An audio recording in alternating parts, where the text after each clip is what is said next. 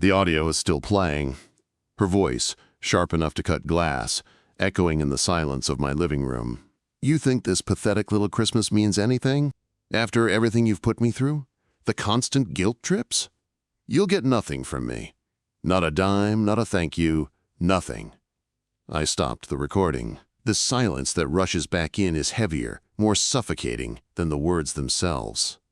I just sit there, in my recliner, in the dark. The only light comes from the Christmas tree, its cheerful twinkle feeling like a cruel joke. The ornaments we picked out together over the years stare back at me, mocking me. The smell of pine from the fallen tree needle I crushed under my boot when I stood up too fast. It's the only thing that feels real. This was my living room. That was my daughter's voice. On Christmas morning. And this cold, metallic taste of shock in my mouth. This is the moment I decided to give her exactly what she asked for. Nothing. But she didn't understand. She thought nothing was just an empty bank account. A silent phone. She thought nothing was a weapon she could wield. She didn't realize I'd been an expert in nothing for years. I'd built my entire life around giving her everything so that her world would be full of something. And in doing so, I'd become nothing. The quiet provider, the reliable dad in the background, the man who faded into the wallpaper of her fabulous new life. She thought she was discarding a person. She was just discarding an idea, a concept, a wallet. And concepts, you can't hurt them, but you can change them. I picked up my phone again. My thumb hovered over the delete button. One press. That's all it would take. Erase the evidence of my own humiliation. Pretend it never happened.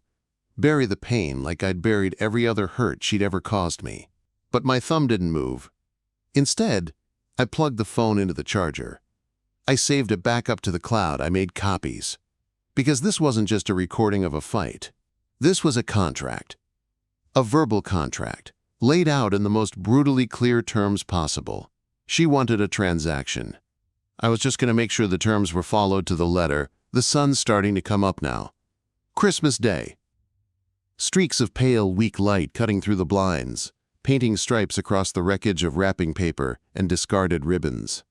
It highlights the emptiness. A single coffee mug on the counter.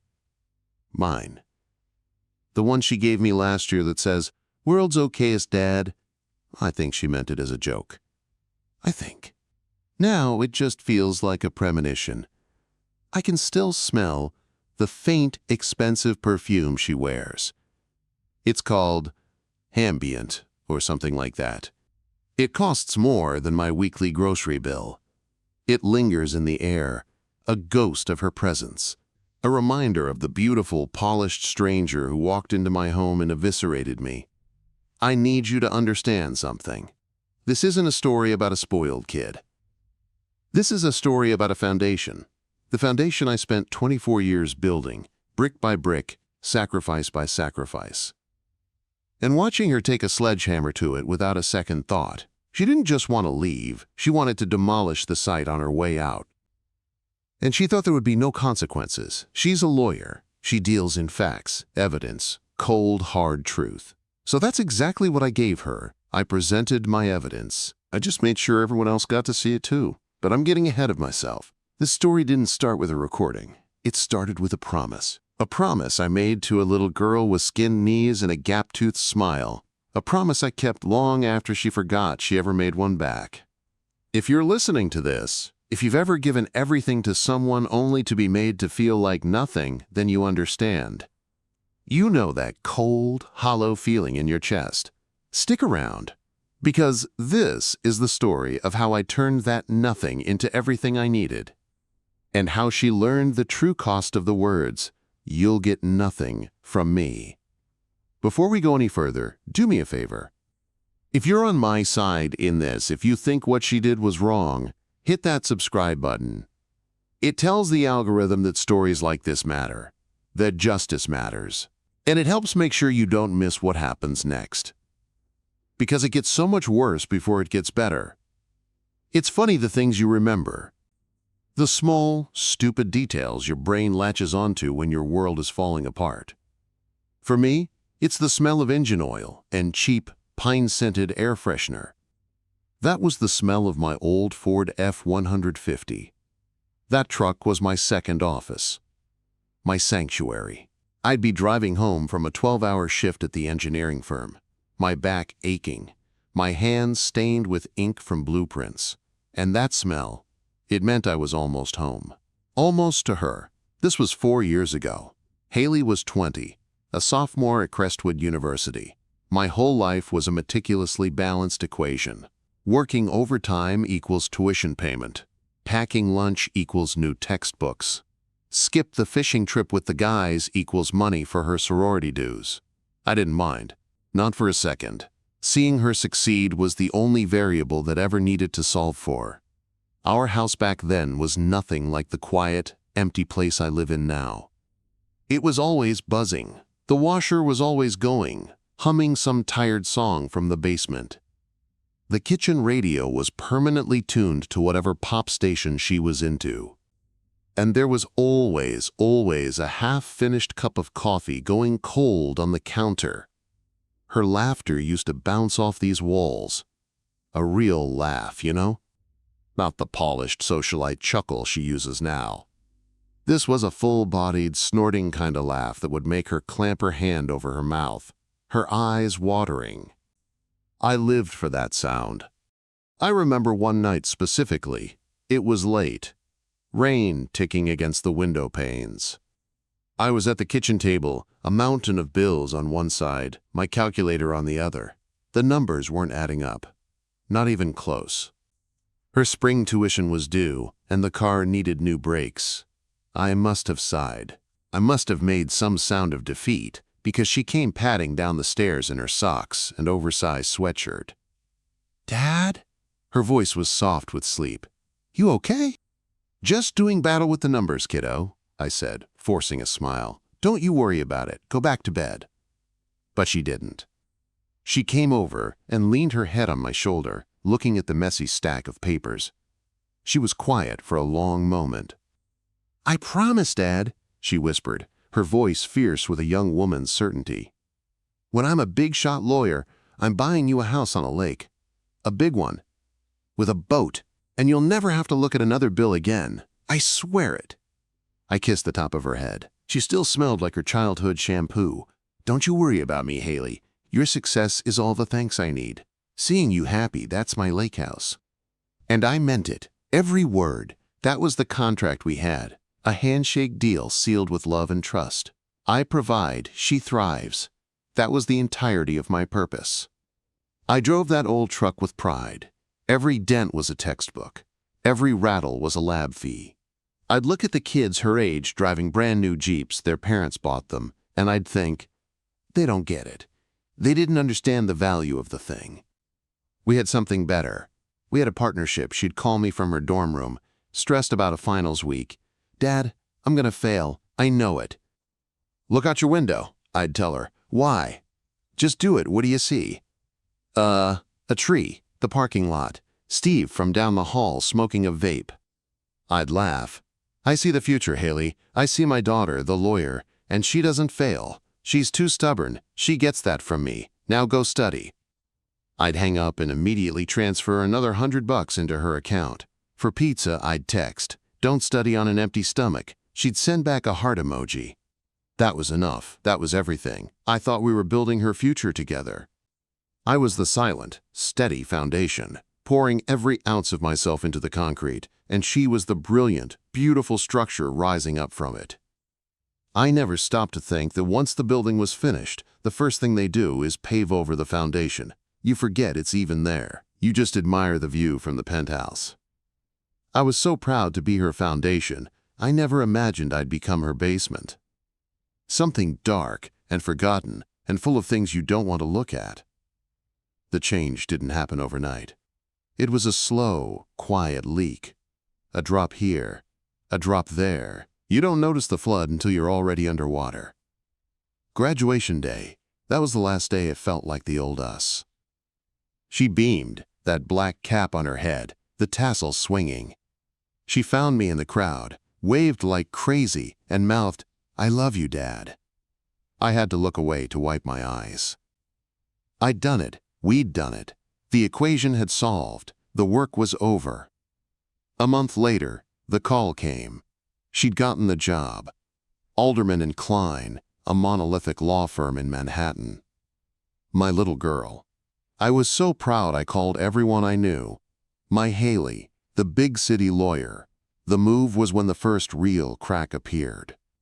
I took a week off work, loaded up the old Ford with all her boxes. The drive into the city was a nightmare of traffic and my white-knuckle grip on the wheel.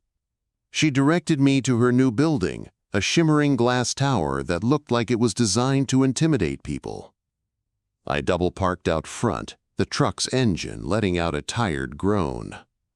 "All right, let's get this show on the road," I said, hopping out and heading for the tailgate. "Dad, wait." Her voice was tight. She was staring at the truck, then at the gleaming brass handles on the building's doors. A doorman in a ridiculously crisp uniform was watching us, his expression neutral. Maybe, just maybe, pull around to the loading dock, in the back? I stopped, my hand on the rusty latch. "What's wrong with right here? It's closer."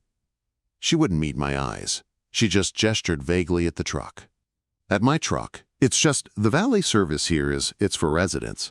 And it's just easier at the loading dock. Please?" The meaning landed like a punch to the gut. They'll misunderstand. They'll see this old, beat-up truck, and they'll misunderstand who you are to me. I just nodded. "Sure, no problem." I got back in, my face hot.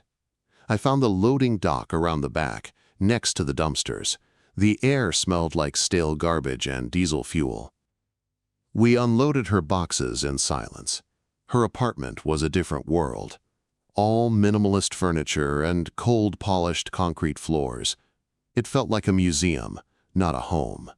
There was no clutter, no life. And then he arrived. Mark, her boyfriend. He wore a suit that probably cost more than my truck. He didn't offer to help with the boxes. He just stood there, assessing the scene, a faint, amused smile on his face. "So, David," he said, his tone implying he'd already forgotten my name the second he'd learned it. "Haley tells me you're in construction?" "Engineering," I corrected him, wiping sweat from my forehead with the back of my arm. "Right, so you build things." He said it like it was a quaint, curious hobby. "Must be satisfying, working with your hands." "Puts food on the table," I said, my voice flat. He nodded slowly, his eyes scanning my worn-out work boots, my faded jeans. "I'm sure it does." He turned to Haley. "Babe, are you sure you want that rustic bookshelf in here?" "It clashes with the aesthetic." The bookshelf he was pointing to was one I'd built for her when she was 10. She'd painted it herself, a messy, joyful explosion of purple and gold. Haley glanced from him to the bookshelf, a flicker of the old her in her eyes. Then it was gone. "We'll find a place for it, Mark. Maybe in the storage closet." That was the first time I felt it. The real, cold distance. It wasn't just the city miles between us. It was a canyon she was actively building, throwing every one of her new, shiny possessions into the gap to widen it. Our phone calls got shorter. "I'm busy, Dad. Prepping for a case, Dad. Mark and I have plans, Dad." She started talking differently, using phrases I didn't recognize. Leveraged buyout, maximizing returns, monetizing social capital. The little girl who promised me a lake house was being systematically erased and replaced with this polished stranger. And the worst part, she was so proud of it. She'd talk about being self-made, about pulling herself up by her bootstraps. She'd say it right to me, over a phone line I was still paying for, in an apartment I was still helping to pay for. She'd rewritten our history, and in her new version she was the sole author. I was just a typo she was eager to correct. The fireplace was too hot. That was the first thing I noticed. I'd built a roaring fire, trying to make everything perfect. Christmas morning. The tree was up, lights twinkling. I'd gotten the good coffee, the kind she likes. The one from that little place in the village she used to tell me about. It cost $28 for a small bag. It smelled like guilt and obligation. She was late, of course. 45 minutes. No call. When she finally swept in, it was with a flurry of cold air and that expensive, ambient perfume. Mark was right behind her, looking like he'd just stepped out of a catalog for people who own yachts. He gave me a nod that was barely a nod and immediately started looking at his phone. "Sorry we're late, Dad," Haley said, not sounding sorry at all. She air-kissed my cheek, her lips never actually touching my skin. Traffic from the city was a nightmare. "No problem, kiddo. Coffee's fresh." I gestured to the pot. "Your favorite." "Oh, thanks." She didn't pour any. She sat on the edge of the sofa, back straight, like she was waiting for a meeting to start. Mark took the armchair, his ankle resting on his knee, already bored. We did presents. I went first. My hands were actually shaking a little when I handed her the small, wrapped box. It was my father's watch. A vintage Rolex Oyster Perpetual. It wasn't about the value, though it was the most valuable thing I owned. It was about the history, the meaning. He'd worn it every day of his life. I'd kept it safe for this moment. She opened it. For a split second, I saw it. A flicker of the old Haley. A genuine spark of surprise. "Dad, this is... wow." She held it up.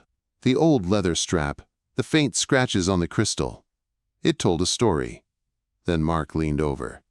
"Vintage," he said, his voice dripping with a faux curiosity. "Interesting. Not really your style, babe. A bit heavy," he said. Heavy, like it was a synonym for ugly. The spark in her eyes died. She set the watch carefully back in its box, the lid open. "It's very thoughtful, Dad. Thank you." She placed it on the coffee table, away from her. Then she handed me an envelope. "For you." It was a generic drugstore Christmas card. Inside, a pre-printed message about joy and peace, and a gift card, $25 to Starbucks. The plastic corner was already slightly bent. It felt cheap and weightless in my hand. A transaction. A tax write-off for her conscience. I looked at it, then at her. I couldn't help it. The words were out before I could stop them. A quiet, sad sigh. "Well, this'll almost cover my monthly contribution to your electric bill." The room went dead silent. The only sound was the crackle of the fire, suddenly deafening. Mark slowly lowered his phone. Haley's face went through a series of tiny, lightning-fast changes. Surprise, annoyance, and then a cold, terrifying fury. She stood up. Slowly, deliberately. "What did you just say?" "Haley, I didn't mean," I started, but it was too late. The dam had broken. "No, no, you absolutely meant it," she said, her voice low and venomous. "That's all this is ever about with you, isn't it?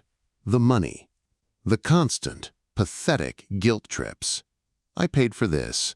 I paid for that. You think this," she gestured around the room, at the tree, the fire, the watch on the table. "This pathetic little Christmas display means anything? After everything you've put me through? The emotional burden of your constant need for validation?" I was speechless. I just stared at her, my mouth slightly open. "You have no idea what my life costs," she hissed. "The pressure I'm under. You think your little checks cover it? They're a drop in the bucket. An annoyance. A reminder that I'm tied to this mediocre little life you built for yourself. Well, I'm cutting the cord. Consider this your last payment. You'll get nothing from me. Not a dime, not a thank you, nothing. We're done." She snatched her coat. Mark stood, a smug, victorious look on his face. He followed her to the door, but as she marched out into the cold, he turned back. He took 2 steps toward me, his voice dropping to a conspiratorial, condescending whisper.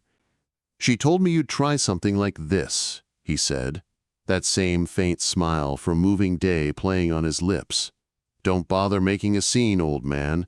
We've already lawyered up. We knew this day was coming. You have no claim to her success. It's just business. We're just protecting our assets." And then he was gone. The door clicked shut. The fire popped. I stood there, in the sudden, overwhelming silence, holding a $25 gift card. The words, lawyered up and protecting our assets, echoing in the hollowed-out space where my heart used to be. It wasn't a fight. It wasn't an argument. It was an eviction notice. Served on Christmas morning. I don't know how long I stood there. Minutes. Maybe an hour. The fire burned down to embers, casting the room in a dull, dying orange glow. The heat was gone, replaced by a deep, penetrating cold that had nothing to do with the temperature. It was the cold of absolute emptiness. I looked at the gift card in my hand. I flexed it.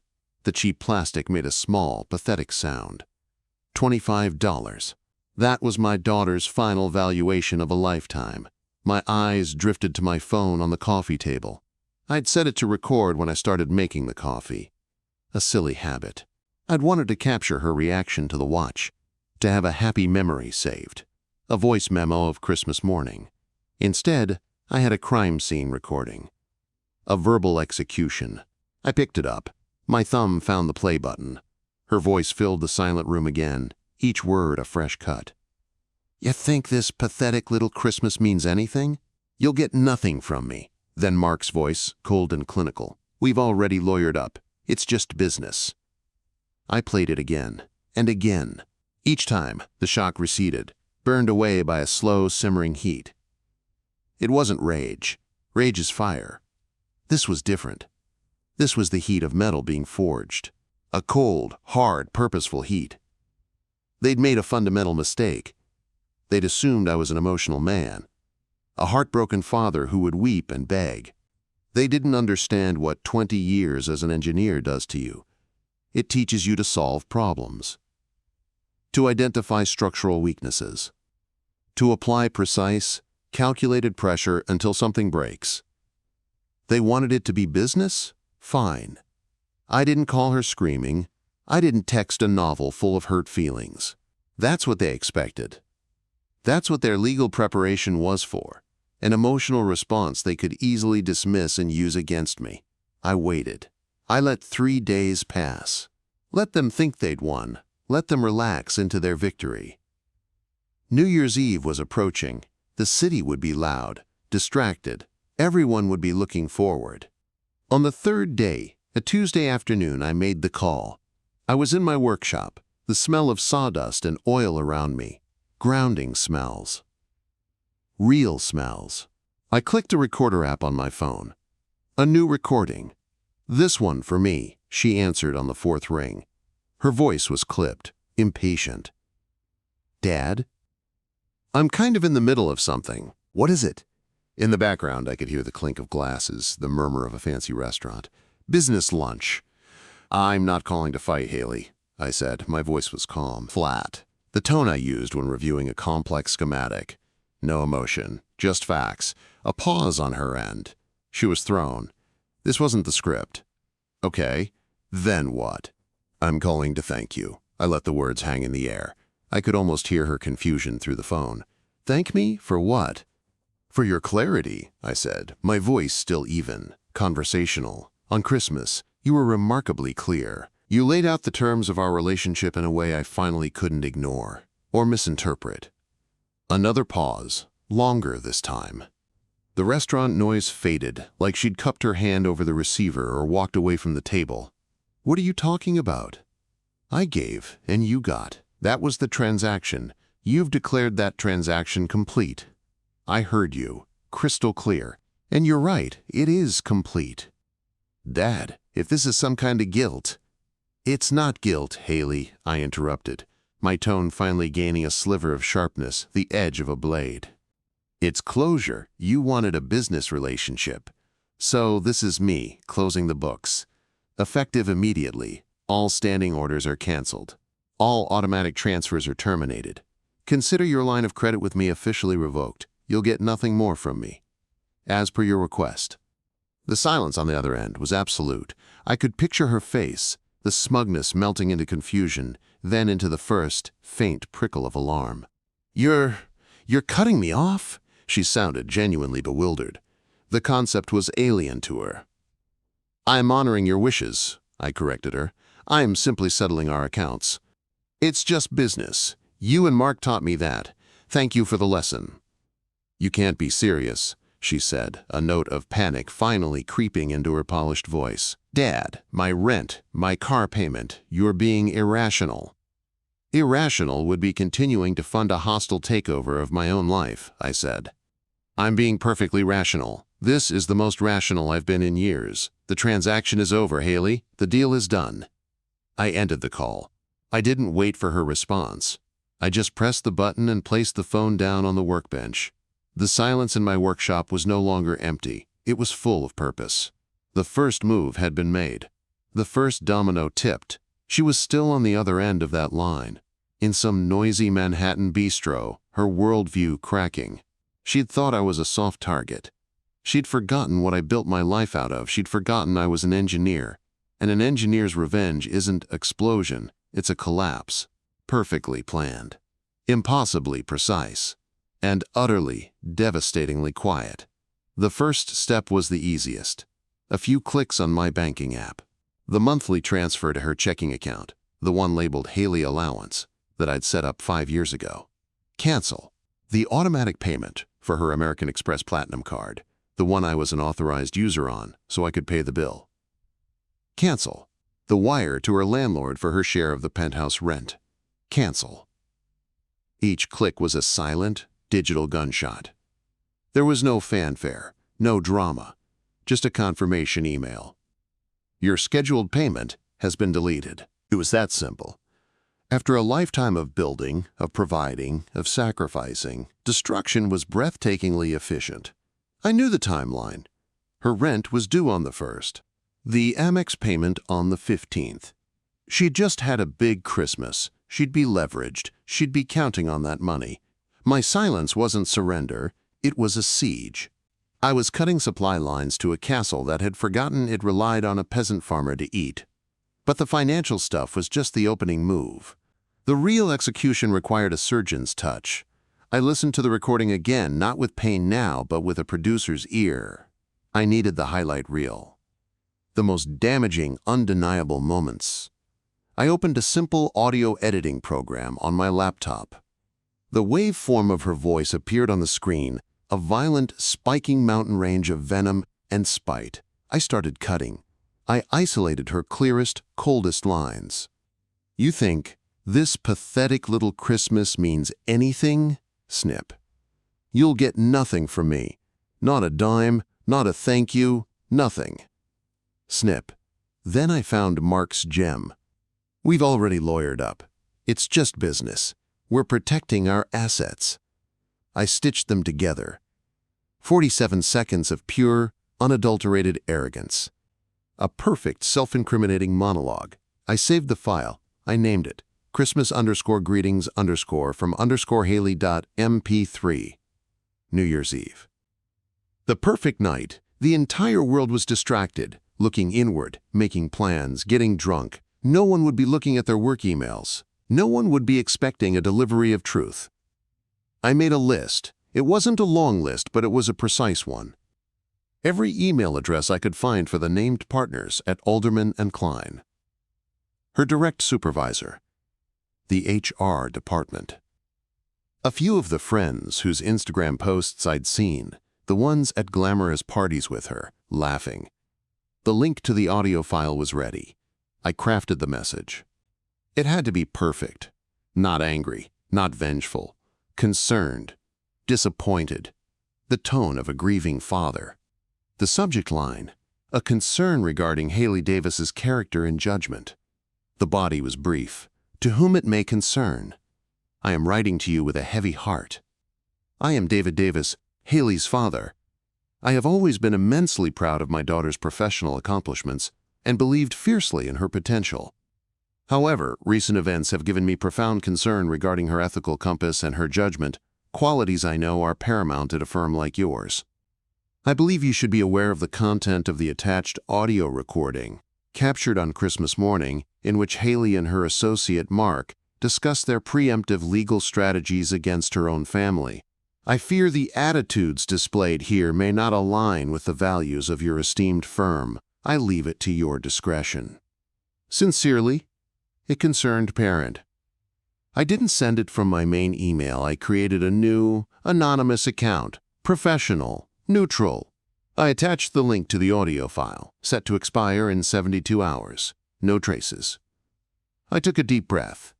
The cursor hovered over the Send button. Outside, I could hear the first, distant pops of early fireworks. The world was getting ready to celebrate a new beginning.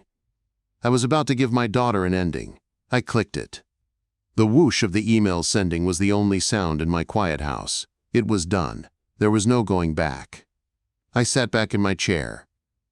I didn't feel joy. I didn't feel triumph. I felt a cold, clean emptiness. The satisfaction of a complex equation finally solved. The variables had been accounted for. The pressure had been applied. Now, all that was left to do was wait for the collapse. The structural failure was inevitable. I had simply calculated the exact point of weakness and tapped it with a feather. The rest was just physics. The silence after sending that email was the loudest I have ever heard. It was a physical presence in the room, thick and waiting. I didn't move. I just sat at my desk, watching the clock on my computer screen. The minutes ticked by.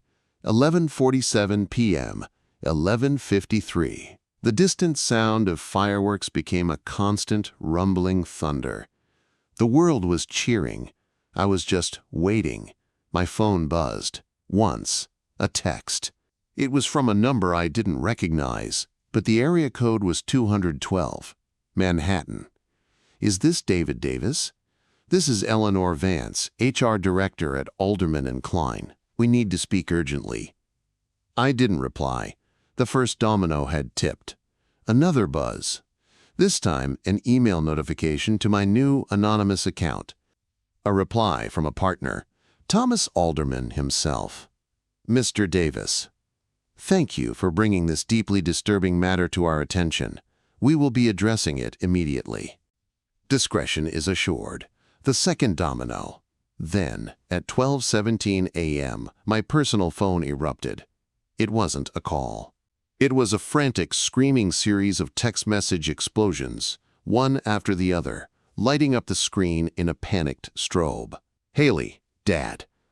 Haley, what did you do? Haley, answer your phone. Haley, they fired me. Haley, they called me into a conference room and played it. Haley, they said I was a liability. Haley, everyone heard it. Haley, Mark won't answer my calls. Haley, his dad called him and told him to cut ties with me. Haley, Dad, please. The texts kept coming, a waterfall of sheer, undiluted panic. They were no longer the polished, calculated words of a lawyer. They were the raw, unfiltered screams of a child who had just watched her entire world catch fire. The phone rang. Her name flashed on the caller ID. I let it ring. 3 times. 4. On the 5th ring, I picked it up. I said nothing. I just held the phone to my ear. What came out of the speaker wasn't anger. It wasn't the entitled fury I'd heard on Christmas. This was something else entirely. This was a sound I hadn't heard since she was 7 years old and fell off her bike, scraping her knees raw. It was a guttural, hyperventilating sob. The kind of crying that comes from a place so deep it shakes your entire body. Daddy! The word was a wet, broken gasp. Daddy! They all left. Everyone's gone. Mr. Alderman, he looked at me like I was garbage. They took my key card. They escorted me out. My friends, they saw the email. They're blocking me. Mark, he won't. His father said I was toxic.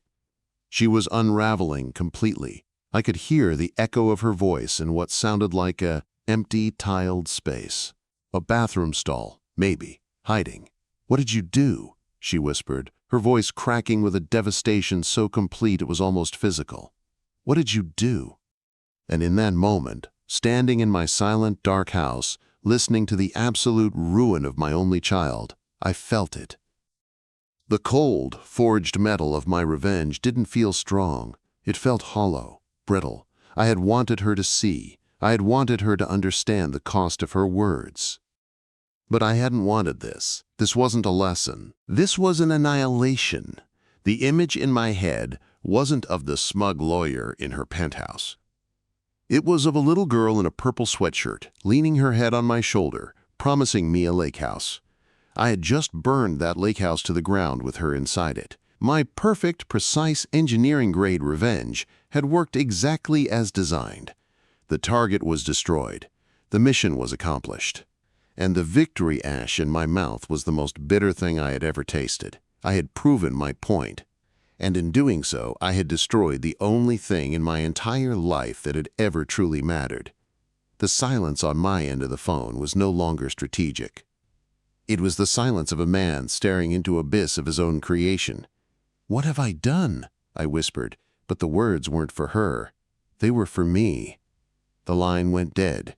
She must have hung up, or the signal cut out, or maybe she just couldn't bear the sound of my silence anymore. I stood there for a long time, the phone still pressed to my ear, listening to the dial tone. It was a flat, empty sound. The sound of nothing. I had given her exactly what she asked for.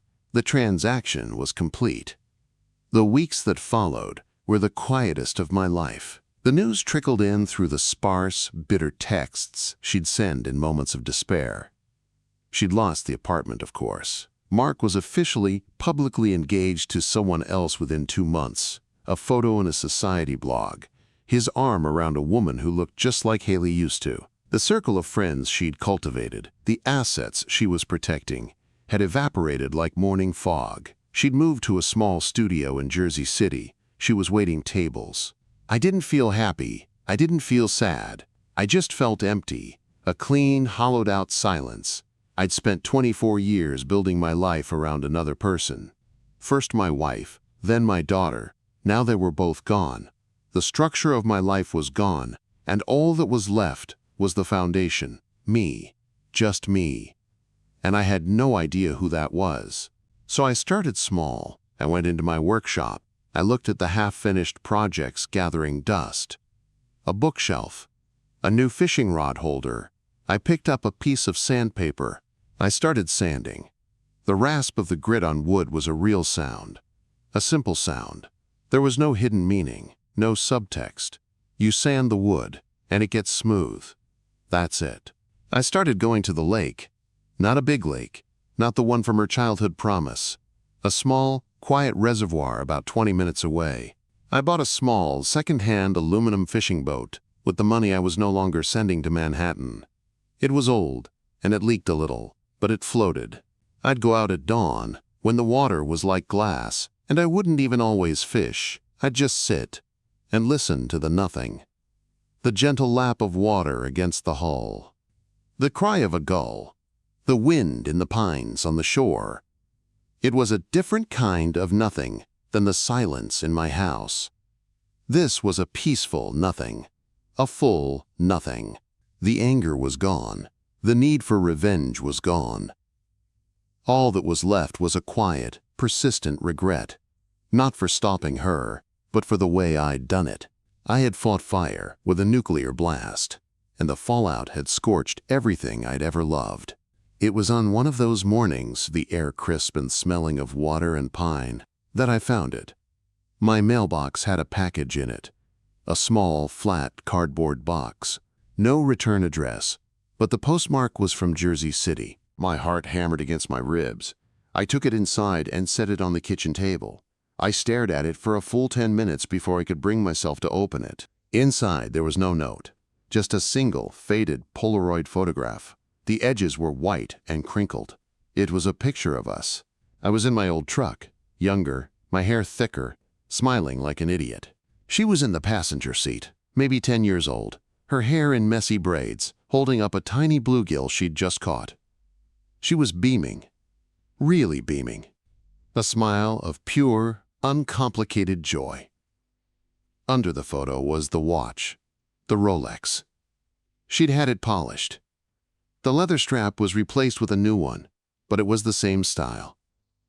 It gleamed under the kitchen light. I picked up the photo. My thumb traced the outline of her little girl face. I didn't cry. I just felt a deep, aching swell of loss for both of us. For the men we were in that picture, and for the strangers we had become. I don't know if we can ever come back from what happened. Some fractures are too deep. Some words once said can't be unheard. But that photo, That was a start. It was an acknowledgement, a silent message in a bottle tossed into a vast ocean of hurt. It said, I remember who we were. I put the watch on. It felt heavy on my wrist. A good heavy. The weight of a memory, not an anchor. I looked out the window at my old truck, ready to go to the lake. I got exactly what she promised me on Christmas morning. Nothing. And in that nothing, I had to build everything all over again. But this time, I got to choose the blueprint. This time, I started with me. If you've ever given everything to someone, only to be left with nothing, you know that the hardest thing isn't starting over. It's figuring out what to build when the only material you have left is yourself. Maybe you're building something new right now. Maybe you're just sitting in the boat, waiting for the sun to rise. Wherever you are in your story, remember this. The most powerful revenge isn't destruction, it's peace. And sometimes, peace looks a lot like nothing and everything all at once. If you found a little peace in this story, pay it forward, like this video. Share it with someone who might need to hear it. And subscribe. Your support is the only contribution I ask for anymore. Thanks for listening.